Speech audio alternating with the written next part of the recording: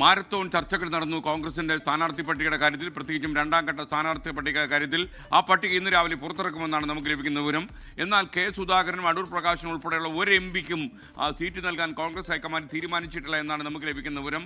പെരുമ്പാവൂരിൽ എൽദോസ് കുന്നപ്പള്ളിയിലും സീറ്റില്ല എന്നാണ് ഇപ്പോൾ ലഭിക്കുന്ന വിവരം. തർക്കം തുടർന്ന 5 സീറ്റുകളുടെ തീരുമാനം ഹൈക്കമാൻഡിന് വിട്ടുവെന്നാണ് പ്രതിപക്ഷ നേതാവ് പറഞ്ഞത്. അതിനുശേഷം സംസ്ഥാന നേതാക്കളെല്ലാം ഇന്ന് പുലർച്ചെ ഡൽഹിയിൽ നിന്ന് കേരളത്തിലേക്ക് മടങ്ങിയിട്ടും ഉണ്ട്. സ്ഥാനാർത്ഥി പ്രഖ്യാപനം കഴിഞ്ഞിട്ട് നിങ്ങൾ ശ്രദ്ധിക്കണം, ആദ്യത്തെ 24 മണിക്കൂർ നടന്നില്ലല്ലോ. എന്തുകൊണ്ടാണ് നടക്കാതെന്ന് നിങ്ങൾക്കറിയാമല്ലോ. സ്ക്രീനിങ് കമ്മിറ്റി ചെയർമാൻ ഇവിടെ എത്താൻ പറ്റിയില്ല അല്ലേ. ഇപ്പം ഒരു ദിവസം ഞങ്ങളിവിടെ വെയിറ്റ് ചെയ്യും. അദ്ദേഹത്തിന് സുഖമില്ലാതായതിനെ തുടർന്ന് അദ്ദേഹത്തിന് ഇവിടെ എത്താൻ പറ്റിയില്ല.